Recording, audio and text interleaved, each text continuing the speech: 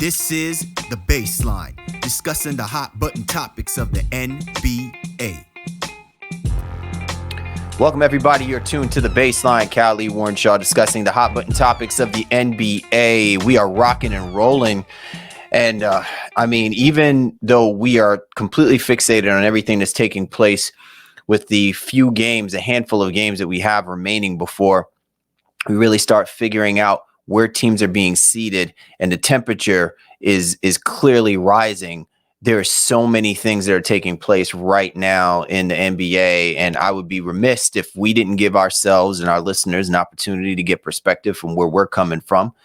In most cases, we allow the NBA culture to speak to these certain matters and situations that are taking place, but you'd be foolish if you didn't think that this is going to have ramifications regarding how we're going to look at the NBA moving forward, and more importantly, how teams are going to be impacted by the things that are taking place. So let me go and roll out the red carpet to my right-hand man, www.shawsports.net, Big Kahuna PNC, my man, Mr. Shaw, working out of Fort Lauderdale, Florida. What's good, Mr. Shaw? Let it not be said, man, we cannot rest easy when it comes to all of the craziness that goes on with the NBA.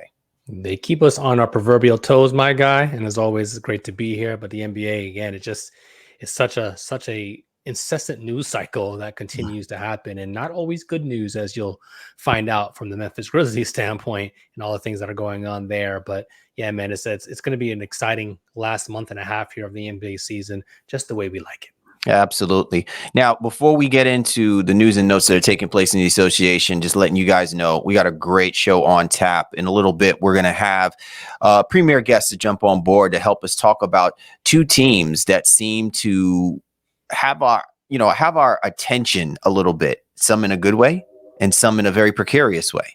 So probably one of the better people to help us kind of temper down these lofty expectations of grandeur and championship caliber makings is our great friend and colleague David Thorpe.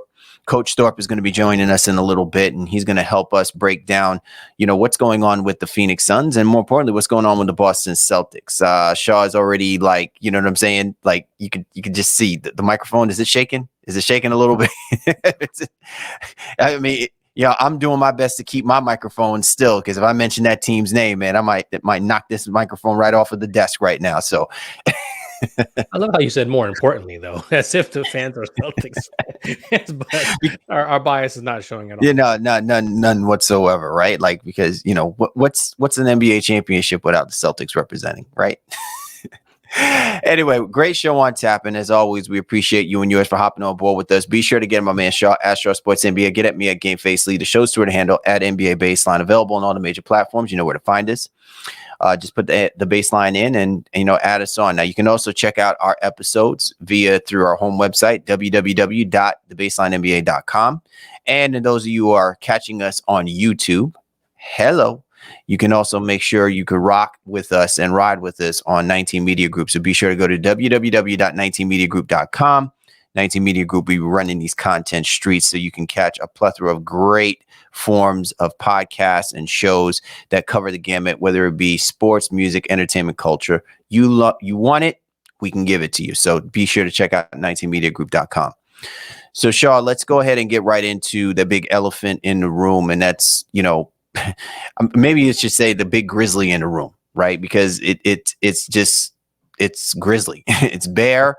The cupboards are bare. It's really off the chain right now. If you are a Memphis Grizzly fan, if you're a Ja Morant fan, and if you're somebody who's followed the NBA and in most cases has always been a staunch advocate of allowing the pro athletes to evolve and become, who they choose to become. And in many cases, the NBA has been at the forefront of showing people where our cultural upbringings can be beautiful and can also exhibit how our cultural upbringings have been a movement of motivation for guys to, be in a better place, to do better, to take care of their families, put food on their tables and their families' families and their generational families. And with the money that's being moved all around the place, Shaw, I guess it does really surprise a lot of people. The circumstances have now taken place with Ja Morant and the fact that he is now on a 2-game leave at least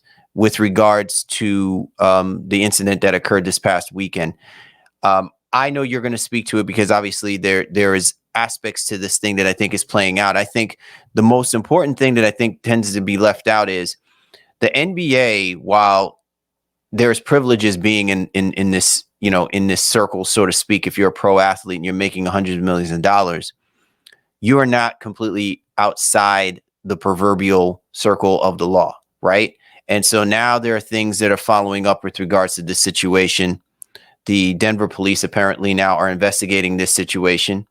And if obviously it means that Ja Morant, broke John Q laws, he has to deal with civilian law, right? And so the ramifications, Shaw, are just not even about just the game of basketball, but also Ja Morant's life, the perception of who he is, what everyone expected him to be as one of the future faces of the NBA. And it also kind of paints a darker picture about how we are holding in such a high regard some of these athletes who may not be ready to step in that spotlight, who may not be ready to kind of carry the mantle, so to speak. And I'm just really interested in where you are with this, Shaw, what it all means to you, not from the perspective of where we're hearing most of the general criticism coming from most people, because I think everybody's trying to be a father figure. I'm talking about what the perspectives means to how we perceive young athletes in the position of like a Ja Morant, and what that means to the NBA and the steps that they may start taking, and including the NBPA and their steps in protecting their athletes from what obviously is the reality that, listen, there's still no amount of money that's going to wash away the negative perception when you put yourself in the situation that Ja Morant has put himself in the last 72 hours. Well, that's where I'm going to start. Ja put himself in this situation. And while there's seem to be plenty of things that are going on behind the scenes, maybe within his personal life that we are not privy to, and maybe more information comes out about some of that, we're not entitled to that information, I think, as media. We may want it because it gives us something to talk about here on our show. But, Ja Morant's personal life is Ja Morant's personal life. And these players often, young or otherwise, are going through things that we are not always of the best level of understanding. Now, does it give them an excuse to have these outbursts or these, public displays that are maybe a little bit less than? Then that's absolutely not the case. All I can say is, while I love what you said in there, like, we're not trying to be father figures here on the show. I'm not going to hear and wag my finger, but clearly he was in the wrong for what he did. And with all the multiple reports, it's getting to the point now where, in the court of public perception, which shouldn't mean anything, but in a lot of ways it does, where there's smoke, there's fire. And there's just been too many incidents involving weapons and, perceived violence that have now put him in a situation, or his maybe not even like the infatuation of violence, that has now put him into the situation where he has to be away from the team, pretty much indefinitely. And that 2-game situation it's going to be more than that. And he has to, in some ways, now face real consequences based on all of the things that have kind of come up. Everything else has been more or less swept under the rug up until this point. And this, in a lot of ways, maybe was the most damning evidence. But I think it's a culmination of some of the other things that we've been hearing over the last couple of weeks here now regarding Ja Morant. And it's just unfortunate for Memphis because it's so quick. You can go from darling to villain. And we've started to see a lot of that with this team, not even Ja specifically, with this team over the course of this season. Shannon Sharp, all that stuff. It just seems to be taking a wrong left turn here for Memphis. And somebody within that organization, coaches, general manager or otherwise, has got to figure out a way to get them to be more adult-like, really, at the end of the day. The one of the funniest thing, and maybe I shouldn't say funny, but one of the most ironic things that I saw in social media was DeMarcus Cousins almost scolding them, because Cousins wants to get back in the league, so it was almost like a play for his own platform. but it's like, tell me that team can't use a real veteran in the locker room. And I know we've had that conversation, and and you and I've even gotten back and forth about the value of a veteran. What does that veteran actually do, within the landscape of being within that locker room? But DeMarcus Cousins, who's obviously had his own troubles with, whatever the case may be, not necessarily with guns and violence and that type of thing, but some off the court issues, and obviously graded on some coaches. He's now coming up and saying, hey, they need a veteran in the locker room to kind of get things right. I just find it to be like superbly ironic. But more importantly, whether you believe Ja's statement is curated and cultivated by his press team, by lawyers, deactivating all of his social medias and the whole nine, whether you believe that's cap, as the kids say, or that's a real situation for him, either way, he needs to take this time while he's away to get himself together, because he's got a bright future, and you just don't want to see him throw it away for the infatuation of bullshit. So I'm gonna start where you ended, where you say it's the infatuation of bullshit, because I think in essence that's what we're talking about. Is look, you can try to explain this away to me as much as you want to, but I just truly believe that there's just this infatuation with BS that's going on right now.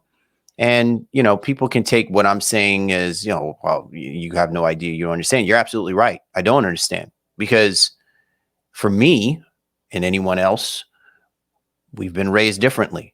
Ja Morant was raised differently. So I'm not going to question his upbringing. I'm not going to question, but at some point you have to accept the fact that he is a grown man. We're acting like he's 17 years old. Let's remember, he went to Murray State, right? He's been in a program, in a college basketball program, a successful one at that too. He's a part of a lineage where there have been athletes who have come out of that college program and have gone on to play professional sports. Maybe they don't make as much money as the nuanced name ones like Duke and Michigan State and stuff like that. But I remember Steph Curry coming out of Davidson, right? I remember that he may have been seen as the one who's privileged and could have very easily had been taken down a different path of, being like, I'm entitled to being an NBA player. He had to earn his stripes, right? He had to show people that as an undersized guard, he can change the game of basketball. What I think I'm saying in all of this, Shaw, is I want people for a moment to separate themselves from the reality of what this person thinks he believes is important to him right now, and keep this strictly within the context of what we saw this weekend have anything to do with, or does not give us any level of encouragement that Ja Morant is going to elevate and lead this team to an NBA championship, right? Like, I'm not saying that Ja Morant shouldn't have his fun. I'm not saying that he's not capable of having his cake and eat it too. I'm just saying that clearly what you saw in that moment is his prioritizations of what he thinks is important at that time. And as a person who's watching other teams that are out there who have been so close to tasting what quote unquote is considered a success, the perceptions of what you really want to gain out of being in the NBA, there were a lot of guys that wish that they had the kind of team that Ja Morant has. And what that team needs is leadership. And so now you have to start questioning whether or not Ja Morant is equipped to be a true leader, not in the numbers, but in the way that you galvanize and move your team forward. When you are the one that has to temper down guys and take them off of worrying about distracting and playing silly games in order to get on the other team's skin, and you have to get your team locked in to go in and do the work to position yourself to win a championship. To me, it's clear that he is not in a position to do that. Now, we can be in awe, all the numbers. We could talk about him being an MVP player, because those are great. And that's what the statistics can always tell you. But I'm telling you right now, it's going to be difficult for me to buy into the idea. Even if you put a DeMarcus Cousins in there, damn, you could put Kevin Durant on that roster. They are not going to win an NBA championship. You want to know why? Because there are guys on that team that have different priorities about what it means about being in this NBA sphere, being in the NBA. In other words, right now, this might not be about winning championships to them. If it was that important, this would not even be something we would be seeing being displayed. There are guys out there who are on Instagram and other, social media outlets using fashion and other means to express themselves, to show where they come from and who they are. If Ja Morant thinks that doing what he did this weekend is an expression of who he is, let's stop trying to play psychoanalyst and just look at it for what it is. This has nothing to do with basketball and has everything to do about what he feels like is important to him at that moment in time. And I'm just saying that if you are the Memphis Grizzlies, that is a warning shot in the sky. Don't think that you're going to run yourself to an NBA championship this year. And if you think that you're going to get yourself to an NBA championship, it may require you putting somebody in there to do the things that you thought by paying all of this extra multi-million dollars to this person, he is not in a position to be able to handle that, especially when a team doesn't live up to those expectations. Yeah, I don't want to overgeneralize, I think, the entirety of the team per se, but I think we have discussed that he is the head of that snake, right? He's the leader in the locker room. He's the reason why they felt like they haven't brought in other veterans, because he might have been at the time perceived to be more mature than maybe his age, because it's us against the world. Nobody believes in us. Nobody's giving the Grizzlies a chance, and they've been better and ahead of schedule than, a lot of us would have expected. Now you have this situation specifically and all those kind of preceding it, and it would appear that he's not equipped to be, the on and off the court leader that's necessary for this roster to ultimately be successful. And I think that's unfortunate. So while they have many things that they still need to deal with, now Brandon Clark's out for the season.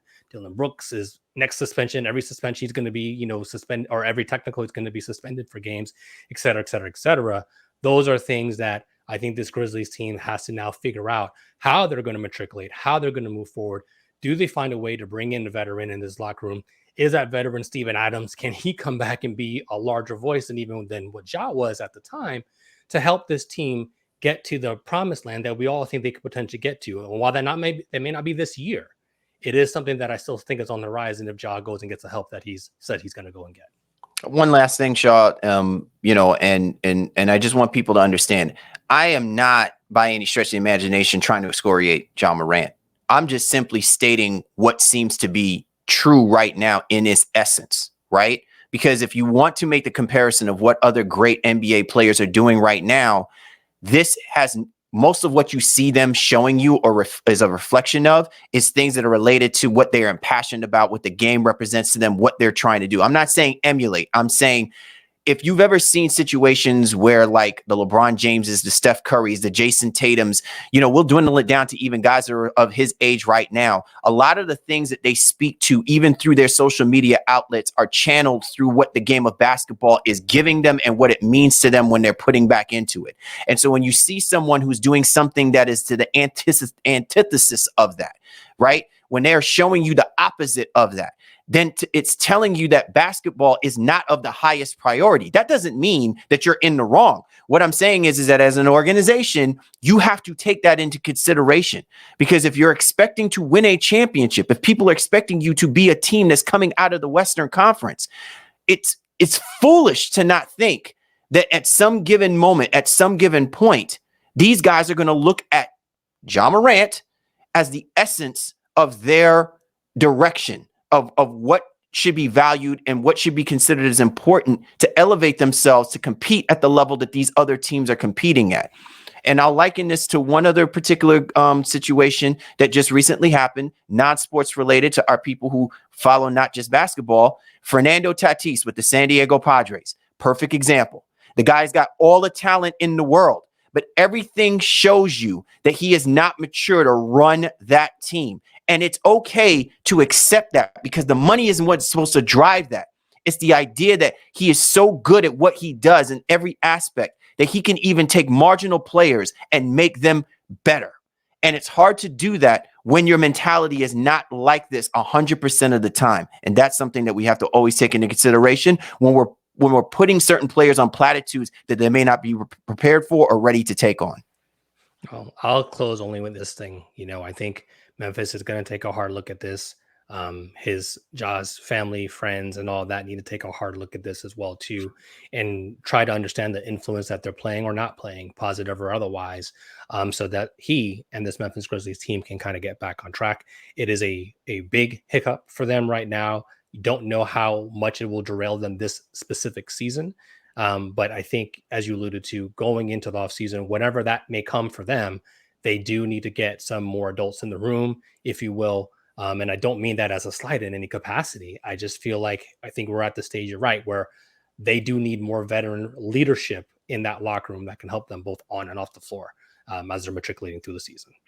Well said, brother. Well said. You're tuned to The Baseline. Cal Lee, Warren Shaw, discussing the hot button topics of the NBA. Coming up, we are going to spend a little bit of time with our man, Coach David Thorpe. He's going to jump on board with us so we can talk about Suns, Celtics, and all that other good stuff that's happening in the NBA. You don't want to miss out here on The Baseline.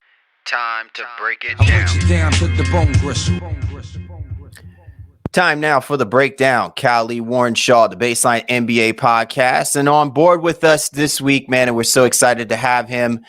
He is a basketball savant, covers every aspect of the game.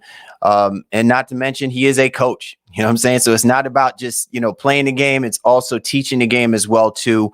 Our man, David B. Thorpe. Coach Thorpe, thank you for hopping on board with us this week. We need someone to help kind of bring a little levity to us in regards to what's happening in that Eastern and Western conferences, respectively. Happy to be here, guys. Looking forward to talking. It's an exciting part of the year. Super even league. You guys know this league so well. It's really parodies. It's like the NFL. There's a lot of good teams out there. There's no real super team. I think it's going to make for a great stretch run in postseason. I'm hoping anyway. Well, I'm glad that you actually started with that assessment. And to me, it's something that Sean and I have kind of been speaking to even from the beginning of this year and going into the midway point of this year, is that what we appreciate about this season more than anything else is the idea of the super teams doesn't feel and seem super until we actually see all of these teams fully healthy and playing at a very high capacity. But even with that, it's not going to be based off of those top 2 or 3 players for any of those teams. It's really going to come collectively about what the team, the system, the coaching, the adjustments, all of it is going to come into play. So I think that's what's making this such a wide open field where even the top teams right now in the West and the East, and we'll start with the Phoenix Suns, among one of those teams. Yes, they've elevated themselves because they've acquired Kevin Durant, but it's not like the Phoenix Suns were not a top Western Conference team. Their hiccup is the fact that they fall short when it comes to performing in the playoffs. So does having a guy like Kevin Durant on this team suddenly catapult them to where they're reinserted into the conversation about running away with it and being the more dominant team that would be coming out of the Western Conference? Well, man, I like what you said. It's going to come down to the team and not just the individual. Think about Game 7 last year, Celtics Bucks. Grant Williams had 7 threes or 9 threes or something. I said this. We have a podcast at True Hoop after Durant's first game in Phoenix where he played so well. I said, yeah, but it's going to come down to Josh Okogie or Torrey Craig. Someone's got to be the 5th guy in some of their 4. They got to win 4 wins in 7, right? 4 games in 7. You can't just have Durant and Booker do it for 4 times in 7. The other team's going to work really hard to make it tougher on them. At some point, other guys are going to have to make plays. Last year for the Warriors, Kevon Looney in the Memphis series and then in the finals was tremendous. He didn't have to score a ton of points. The timely buckets matter. You can't just be the stars. I think Cal, you nailed it. The team has to find ways to do it. It helps to have Booker and Durant. That's a big sail to send that yacht cruising. But there's going to be some choppy waves coming. Chris Paul is not the same Chris Paul we've seen. It's amazing, guys. Let's face it. I wrote this earlier. He was the point guard. Now he's just point very good, right? And he's not always very good, which is how it is. Right. He'll have games where you're like, there's the old Chris Paul, but that's going to be 1 game in 6 in the postseason. So it's going to depending on how does Ayton do. That's a concern. Who's that 5th star going to be? I think they'll be pragmatic based on who the other team, how they're defending him and so forth. But it won't just be Durant and Booker. Now, Durant solves a lot of problems. I think without Durant, I would argue Phoenix had no shot to win the West. They have a real shot now, but I don't think I wouldn't make them prohibitive favorites. I think Denver is very, very good, not infallible. Right? This is not the Warriors from those best years there. But Phoenix can't just stroll into any kind of series win. They're going to have to play well, probably at least 3 games, if not 4 games in 7 to win any series. Shaw, before you jump in, I want to jump to a point that you just made, Coach Thorpe, because I think it's so poignant. To me, I think a lot of people are still sipping on the Kevin Durant Kool-Aid of when he joined the Golden State Warriors. I think people tend to forget that. And listen, Kevin Durant is an all-time great. Don't think that he'll ever be on my Mount Rushmore, but I think that he will be close to it. His numbers may probably put him in a certain situation. I think that opportunity passed by when he didn't get it done with the Brooklyn Nets, because I think it would have changed the narrative of his level of greatness. But the one thing that I've often said about Kevin Durant that's really stood out to me is the numbers that Kevin Durant posts, especially in the postseason, can be tremendous at times, but it's not consistent. It's not with this always level of dominance. There are times where Kevin Durant will kind of disappear. He did it in OKC. He had moments of that even with Golden State.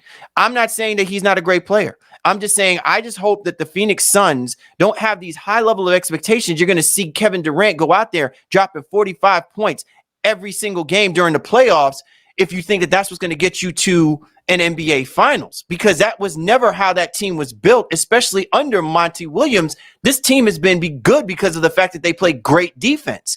And even when your best shooters aren't shooting, they hold other teams. They get key stops. So I just find it interesting. Everyone's looking at what the offensive numbers mean having Booker and Durant. I'm just more concerned about, is that what we're saying he's going to do every single time that they play in the playoffs? Because I'm not buying that completely. I think that it's going to come down to Chris Paul, DeAndre Ayton, Torrey Craig, and all those guys making key contributions to help them when they can't get that kind of scoring from Book or from Kevin Durant. I mean, it always comes down to more than just one player. Remember, defense is allowed to double team you. And Durant is the best 7-foot dribbling, shooting player of all time in the world. There's never been anyone like him. But he still can't just whip through 2 dudes unless he gets to the nail, which is where he likes to get to the elbow and pinch post, and he can rise up over you there. But he's not getting to the free throw line as much when he does that. But teams can choose to make him quiet him some. And then we'll see if the Phoenix guys can do it. I will throw this in. He is a defensive help. Like, he's a plus defender when he's locked in, which let's assume he will be. And we can't forget this either. Like, he's hurt all the time now, guys. It's the same knee. Yes. So let's hope. I mean, I think we're all hoping for everyone to be healthy, but they can't. I mean, they're just not the same team without him. And even with them, they've got work to do. It's still going to come down to those role players. And can they make big shots? And I'm not saying they can't. I just don't know. How would we know? They've never done it before. And Ayton's concerning. He barely did anything yesterday in a big game. I think he had 1 field goal in the last, 15, 20 minutes of game time.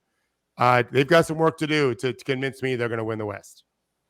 So, Coach, let's talk about the aspect of coaching specifically now. So a lot of people will, and I hear it on all shows, read all kinds of things, Kevin Durant is a great equalizer. He can plug and play into any system, which is true, right? And especially because he is, as you alluded to, even a plus defender.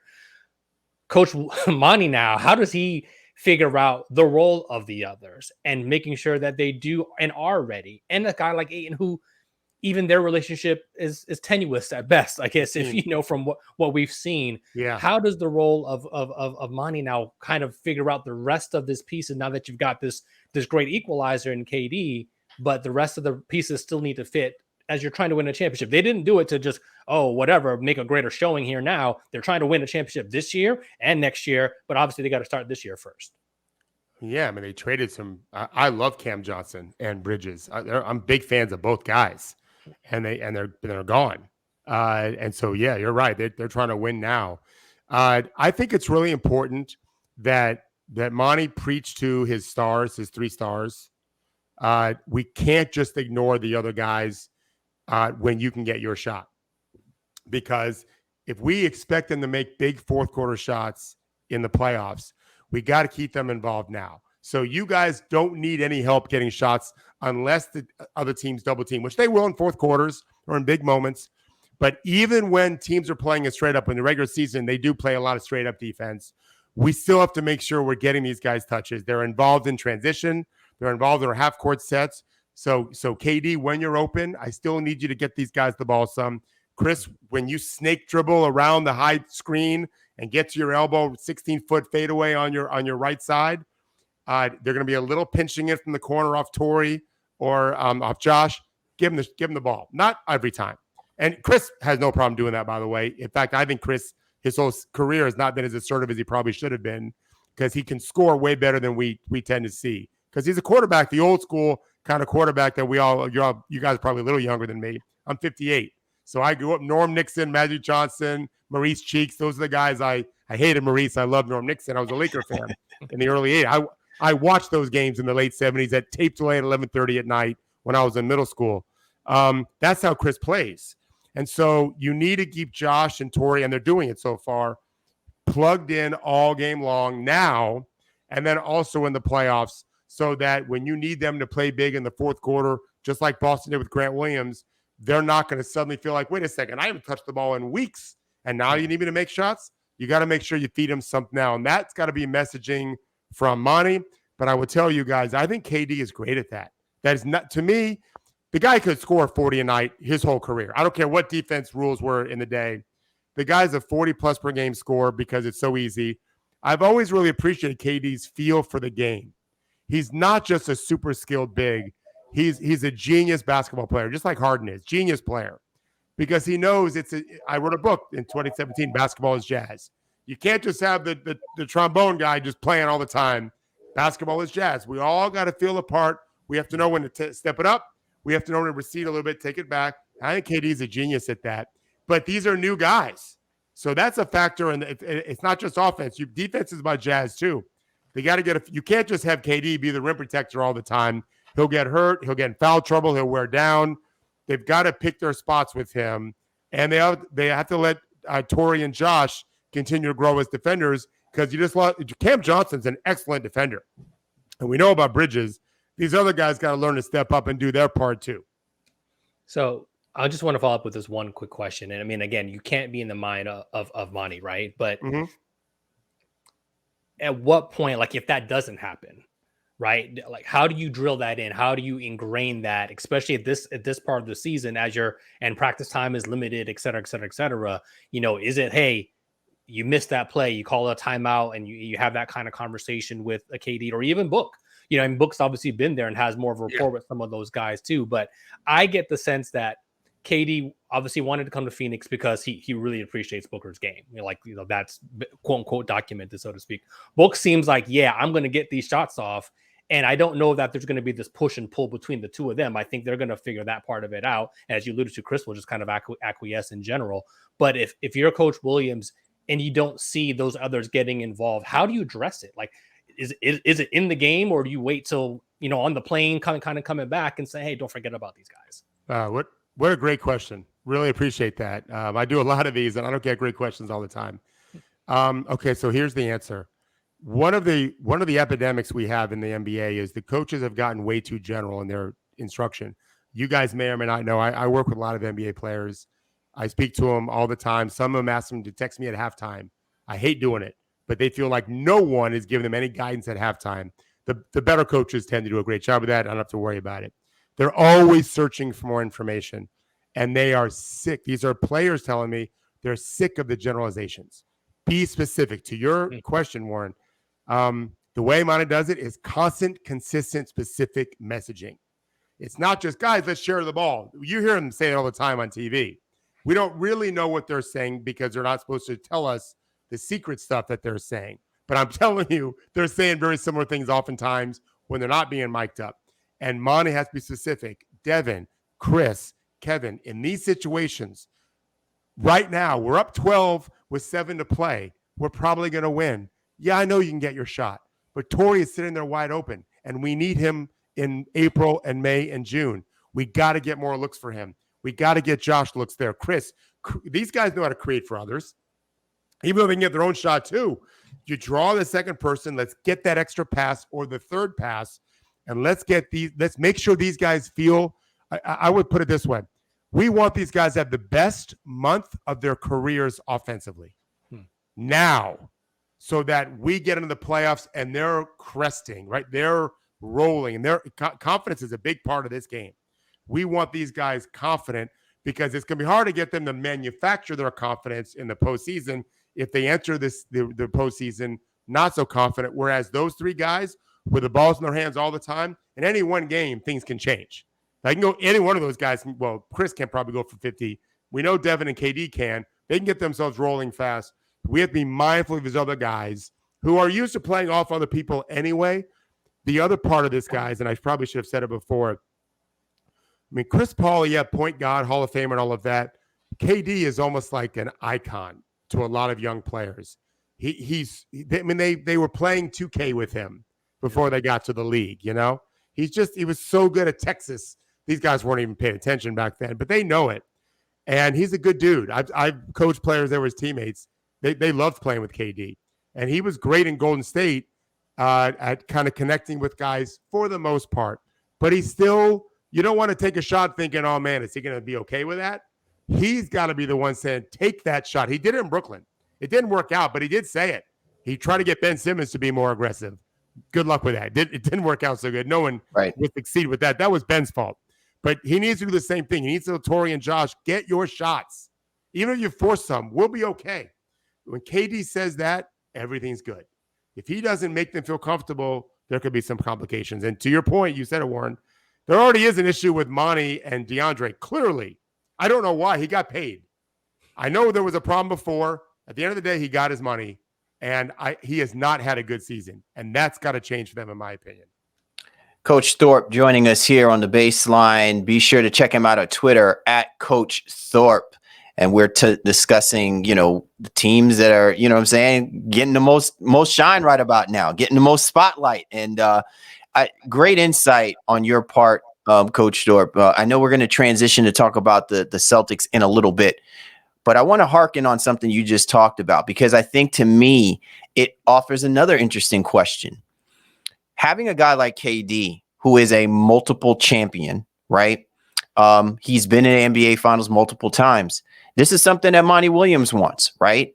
I mean, at some particular point, when does the coach lean on that veteran NBA player to channel and speak to the things that he may not be in a position to talk about when you've seen the Phoenix Suns get as close as they've been already being in an NBA Finals, you know what I'm saying? Doing what he's done. He's earned a lot of respect, no question.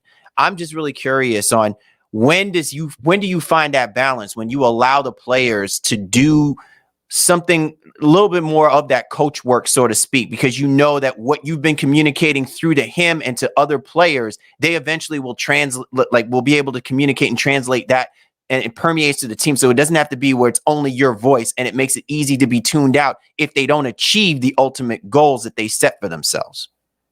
Yeah, another great question. I think this is where I may disagree with you, Cal, on well, you could have your own Mount Rushmore, and KD's not in my top 5. He's top 5 talent.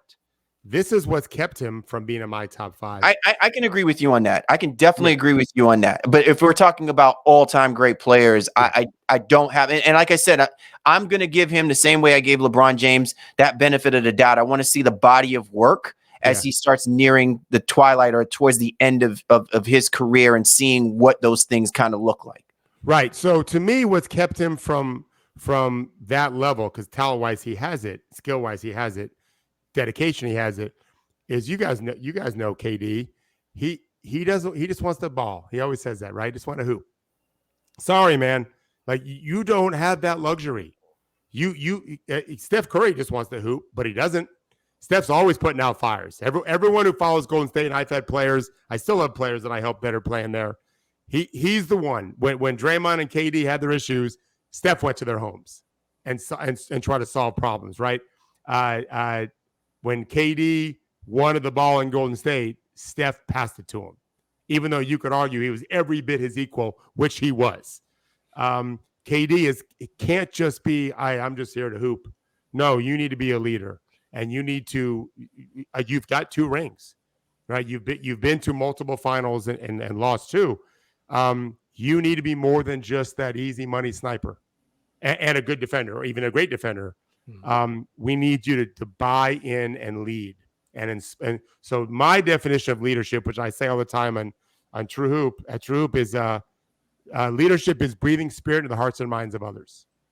And so KD has enormous potential to do that as this iconic talent. I mean, think of the most talented people of our lives in any walk of life. He is on that list in terms of pure talent, whether you're talking about Jay-Z in music or Mozart back in the day. This guy is at that level. And we need him, if you're a Phoenix fan, because I don't care, to chime in as a leader. And when you see Josh struggling or DeAndre or whatever, you take him out to lunch, or you bring him in the locker room, or you call him on the phone.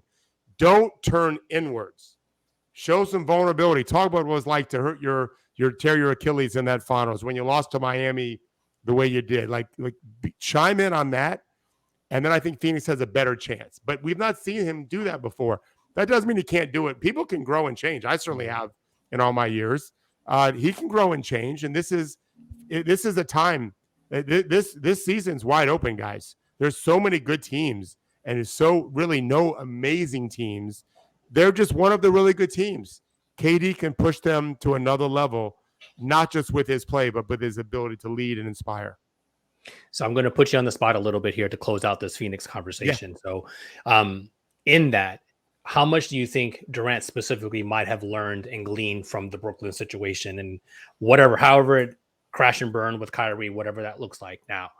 Can he then, or would you suspect that he comes to this Phoenix now situation and say, listen, time is precious. I do want to hoop, but like you alluded to get to that next level and to get on Cal's Mount Rushmore list, if you will, forget Charles and Shaq. My list is important, baby. But to get Charles and Shaq off of his back as well, to all those things that are happening, do you see that as something that he could be willing to adopt and institute here now? And is Phoenix really the single biggest threat? I mean, I know you said it. It's very even in the West, and a lot of teams are good. But would you project them, especially if he takes that route, to be the single biggest threat to what Denver is hoping to accomplish themselves? Would you see a Denver-Phoenix kind of Western Conference Finals? Yeah, and actually, I like the three teams in the East even better than any team in the West. So I hope he's learned, because if you could I say this all the time, if you could wave a magic wand, if he could wave a magic wand and go back to the pandemic and the vaccine, and he takes Kyrie out to a private dinner, brings him over to his house, whatever, and says, hey, I understand your feelings on this, but if you just follow line here, like, we can really be special. The three of them on the court together were murderous. Harden, Kyrie, KD were unbelievable together in the little time they played. And I don't know that he would have got Kyrie to do it, but we all are alive here. We know what mentors can do to us. We know how we can change with the right words. That's what leadership is, right? It's breathing spirit into us. So I hope he realizes we could have really done something great in Brooklyn, and I sat back and let it splinter. And now I'm in Phoenix, and yeah, he could leave Phoenix in a year or two. They could trade him, whatever. But the clock is running, right? We know it's running, and he knows what it's like to be hurt. So the hope is, and this is just someone, I've got 21-year-old twins, and if I've taught them anything, it's there's no place for pride in our world. I've been married 32 plus years, guys. I was 22, she was 19 when we first started dating. And I'll tell you, I've never had pride. If I fucked up, I am the king of apologies. I'm the first to apologize. I'm gonna die next to this woman, hopefully in 30 years or so. I'm not gonna waste any energy having pride to say, no, I wasn't wrong. Fuck that. It just makes no sense to me. And I don't think in sports pride is a good thing. And so I want him to, the best version of himself is to be vulnerable and think to himself. He doesn't say this publicly. Like, we may lose to Denver or Golden State or whatever, but it's not going to be because I'm not leading and I'm not sharing my pain of what I've had to go through these last couple of years after recovering from a pretty damn serious, maybe career-ending injury for most mortals. I'm gonna come clean with these guys, and I'm gonna lead by example and with my voice. And then if they lose, it's because someone's better than them. But it won't be because KD didn't do everything he could to help them be their best version. Our man, Coach Thorpe, rocking with us right here on the baseline. Callie Warren Shaw, man, just speaking facts, truth, and some awesome basketball talk. Coming up, we're going to be discussing the Boston Celtics. Is there slippage? Should we be concerned about whether or not this is a legit team to come out of the East? Is it as easy as they made it look like last year? Oh, no. That's right. It took a whole second half of a season effort to be able to do that. So we got a lot to get into, and our man, Coach Thorpe, is going to help break it down here on the Baseline. We are back, Callie, Warren Shaw, Baseline NBA podcast, and our special guest, Coach David Thorpe, joining us here. If you haven't checked out his True Hoop podcast, please do so. But you can also catch him on Twitter at Coach Thorpe. So, Coach, we just finished our conversation about the Phoenix Suns, and now we want to focus our attention out to the Eastern Conference with the Boston Celtics. And look, Shaw obviously is unabashed, and neither am I. We are Boston Celtics fans, but at the same time, we are also Boston Celtic realists. And we already knew going into this season, forget all of the craziness that happened with Coach Ime Udoka. One of the concerns that we had about is the way that this team was structured. Can they sustain what they showed us last year, the second half of that season, to go on that impressive run? And ironically enough, they've exceeded so many expectations. However, they've also kind of like been getting by the skin of their teeth. And now we've seen on the other half of this, the back end, so to speak, of the NBA All-Star Weekend, that we're starting to see a little, leakage. We're seeing some slippage taking place here. Execution, the ability to do the things that they got away with doing that got them to the record that they've been and being number one for the most part. If you're someone like myself, or maybe like even Shaw, who has been watching this, should there be an era of concern about how the Boston Celtics are playing their brand of basketball when you see how other teams now have kind of stepped up their game and have changed the dynamic of how to challenge them? Teams like the Sixers, even the other night with the New York Knicks, or is this just an aberration and they'll get it together by the time the NBA playoffs begin? Okay, so I'll take you on a quick journey. Last maybe December at True Hoop, we don't just do podcasts. I have a newsletter that we write once or twice a week. I wrote an article. I want to say it was December of 21, where remember Jason Tatum couldn't make a shot, and you already alluded to it, Cal. They kind of sucked. Boston did, and I didn't know why, and so I studied a lot of tape. This is what I do every day, all day. And I thought, oh, man, he's getting great shots. He's just missing them. And I wrote that. I think they're going to be just fine. They're going to be a threat to win the East. If he can't make shots, it'd be a surprise. He's a great player. He's just struggling right now. But I love his looks. And then we saw what happened. I picked them to win the championship before the playoffs started. And quite frankly, I think he ran out of gas because the Olympics or Boston would have been champions. They were the best team in the world, I thought, last year. Absolutely. I mean, I was wrong. I picked Celtics to win in 6 or 7. They didn't. They were up 2-1 with a home game in game 4. And Steph Curry went crazy, but Jason Tatum ran into a wall. He was cooked. And I think it was because of the Olympics. Separate from that, I worried about turnovers. Had a good thing to do. You guys played, right? Yeah. When you're dead, you're dead. Like I say it all. One of my skills as a coach is when I realized my players were tired, I didn't wait till they turned it over 4 times first. They were out. Right. I want to prevent the turnovers before they committed them because I could see they were tired.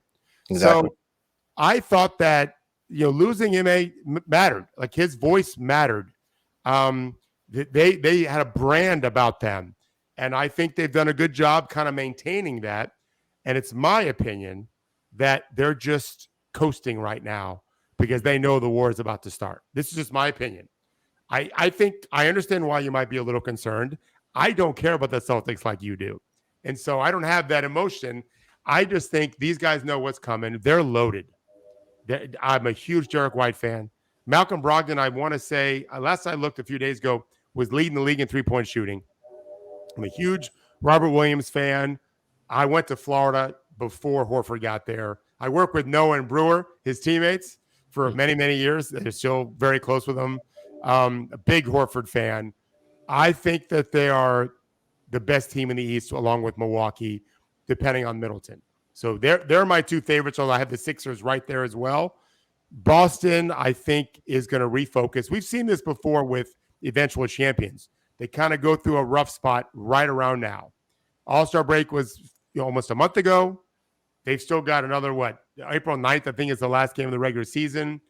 And so they know what's coming. They went through it last year. Well, listen, you guys know, Jalen and Jason and Marcus, they've done this a bunch now. How many Eastern – tell me, is it 4 or 5 Eastern Conference Finals they've been to? 4. I think it's I 4. believe. Yeah. 4. So they're young guys. But I don't want us to get to the point where we're going to have to start questioning, will they ever be able to get it done? In the same way that we speak, like Chris Paul or, other guys where, there's that expectation there, because again, yes, they are young. And I would be hard pressed to not think that, this was also a question of, did they need another presence, a veteran presence, so to speak, to show them, how hard and how difficult it is. I think they've been spoiled. The fact that they've been able to get to the Eastern Conference Finals as many times as they have already in their young start of their career, which is the reason why I had always said this, Shaw, and I don't want to belabor the idea because we want to talk about the present Celtics, but I think it has kind of like more of a foreshadowing about the growth and maturity of both Jaylen Brown and Jason Tatum. They did not need Kyrie Irving. I said this, I was so vehemently opposed to this trade, but maybe it was a good thing to happen because they realized they didn't need Kyrie Irving and they didn't need what comes with Kyrie Irving for them to be able to do what they've been showing us over the last few years. It was a question of whether or not they can continue to elevate their game. I'm just wondering though, when it matters the most, will we see the guys like Jaylen Brown, like Jason Tatum step up and, kind of quiet those murmurs, execute the way that they're capable of executing, to your point, to look like the great team that they reflected, going into that NBA Finals against the Golden State Warriors last year. Because to your point, if they play like that, they should be the ones coming out winning an NBA championship, no question. So, guys, I'm older than you, and I've been covering the NBA in the media since 2007, I think, when I started ESPN. And so I've covered a lot of this stuff. But I've been working with NBA players since Udonis was my first client in 2003. So he's in his 20th year, which means I'm in my 20th year. He was my first client. Man, they said this about KG. They said this about Dirk, right? They said it about Giannis most recently. And then he scores 50 in a deciding game. I think Jason Tatum and Jaylen Brown are tremendous talents, tremendous players. They're different. There's nothing about their personalities, work ethic, their approach, professionalism that makes me think they're not capable of being amazing when it matters most. I don't think there's a flaw in that. I think it's hard to win a championship. Marcus Smart's effort on defense in the postseason is going to be tremendous. Derek White is the most underrated defensive guard probably in the league. He actually is an amazing rim protector. There's some pretty incredible high-level data about Derek White at the rim, a little guard, but he's incredible. We know what Robert Williams can do. He did a great job last year changing up how they defended and putting Robert on the weaker offensive players. You guys know well. I just think they need to play well, and there's no reason to think they won't play well, but there's no guarantee. It's hard. There's always going to be a loser. And so I want to make this point very clear. I wouldn't brand those guys with anything but am I allowed to cuss? Well, you've already done it a few times, and don't worry about it. You're good. Is it okay? Yeah, you're good, money. You're good. They're fucking fantastic players. They're fucking fantastic players. That doesn't mean they're going to play fucking fantastic in the postseason every game. This is just the nature of the beast. Giannis has had some horrendous playoff games and series, and yet he might have had the best series we've seen in modern times to beat the Suns after being down 2-0. So there's no script. To me, it's the beauty of sports. This ain't a movie. They have every reason to believe they're going to be amazing crunch time in the playoffs overall. But Philly has got 2 Hall of Famers and a very talented team, very deep the Sixers are, with Melton and Yang and those guys. Those guys can really play and really shoot. And Milwaukee's got Giannis and Drew, the best perimeter defensive player in the world, and Brook Lopez at the rim. Middleton is a question mark. We don't know about him. So I don't know if Boston's going to get through them. And then you got to deal with maybe KD or Jokic, who I think is the best player in the world in the West. But they have every reason to believe they have a real shot at it. And I think, to me, I wouldn't brand them as anything other than tremendous players that have a real shot to win and hope for the best. So I think where I'm going to take it is, a lot has been discussed already, about this team. But they came out like houses on fire. Yep. And trying to basically right the wrongs. And obviously you can't win an NBA championship in October and November and so forth and so forth. So I think you're 1000% right. They're somewhat running out of steam. the wins that they were accumulating in the beginning of the year, they were winning despite guys being out. And it seems like other teams have started to figure that out. Now Boston seems like they do need everybody. If Williams is not playing, they're probably going to lose that game. And Brogdon's not playing, they're probably going to lose that game. And I think that's where some of the fear, if you will, of Celtics Nation is like, all right, well, what is it, one or the other? Like, are we just coasting right now? And let's, like you said, Milwaukee's playing effing fantastic basketball right now. So it took a lot for Milwaukee to even catch Boston. I think that's too, winning 15, 16 in a row, whatever is it now, 17 out of 18, right? And Philly went on a hot run as well too. But to me, and I have like 2 questions I want to ask in this mode here. I think they might be running out of steam again because Mazzulla is a wild coach. He's a wild dude. I mean, no timeouts. You young guys out here, go out here and get it, 38, 40 minutes a night. Fuck it. Play. And if you're a championship level team, and I think we're both kind of old enough to understand, it's like, yeah, I'm not really down with the load management situation, but there is a time where you can maybe overjuicing the situation here to try to squeeze out whatever you're trying to squeeze out. And I'm concerned about that aspect. And I want to bring this 2-part question to you as well. Yep. I don't buy into buyout guys making all that much help to teams. I think we can see that to some degree, but I've been surprised at maybe the lack of interest in buyout guys wanting to necessarily come to Boston. And I don't know, again, you're in certain circles that Cal and I are not in. Is there a sense in any capacity that Tatum and Brown feel like they got it? And not that they're not team guys, like they figured it out even amongst themselves, but there just wouldn't be room for another wing player there because Tatum and Brown play so many effing minutes because of the way Mazzulla is coaching right now. And does that, in essence, scare off maybe a potential guy who would say, hey, I wouldn't want to come there, but you know what? I'm just going to sit on the bench anyway. Well, do you want to ask your second part or do you want me to answer this one first? Second part first. Okay, all right. I'll answer this. We're going to do rock, paper, scissors in order to figure that out. So a couple of things. I think that I agree with you. I think buyout players tend to just be role fillers in place of a bad player, right? We know this, guys. In the NBA, bad players kill you. If you're net neutral, we can survive. But if you're a bad player, meaning you can't score, you can't shoot, or you can't defend, any derivative in the postseason, you're going to kill the rotation. Okay, which means we can't play you. And if we have to play you, we're in a lot of trouble. Who's bad on Boston's team in the rotation? They don't have any bad players. One of the deepest teams in the NBA, if not the deepest. Right. So if you're a buyout guy, I don't think it's anything to do with culture at all. You're just not going to play. And these guys want to play. Right. So I think that answer is that. I think so. I want to address one thing quickly. I promise you guys, the science is in on load management. Now, you can argue there's different ways to do it, but these players are dead before they ever get to the NBA. This is a fact. Scientists are saying this. They've been saying this for a decade, and we cover this a lot at True Hoop. Their bodies are wrecked. My son's 21. He plays basketball at Florida State. I know all about the AAU thing. I just lived it for 10 years, and he was a baseball player too. We tracked their pitches on our team when he was a travel baseball player. That's not what a lot of our opponents did, and they're throwing hooks every third pitch, and the kids are 12. We allowed one hook an inning, and I never let my son do any of it. These players their knees and ankles and lower body are wrecked when they get to the NBA, and then they have to play all these games. So the science is smart. That's why I'm worried about the Knicks and Thibodeau. With quickly playing 55 last night, probably plays 42 tomorrow. That's a concern for me. I think Boston, and I think this is the whole point, I think they're just kind of cool in it. Listen, they were down 7, I think a minute 10 in against New York yesterday, and they took it to 2 overtimes.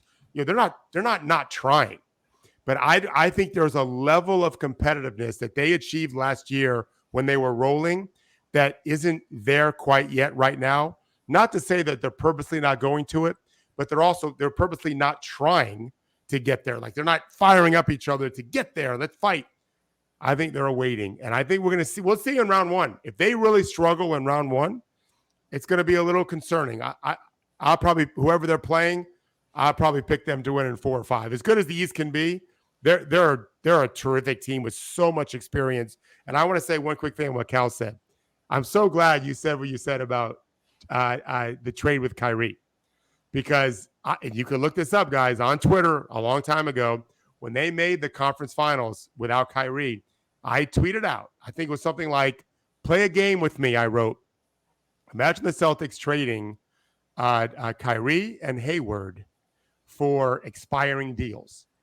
And the point I was making is, let these young guys get all the minutes. Don't go for a star now.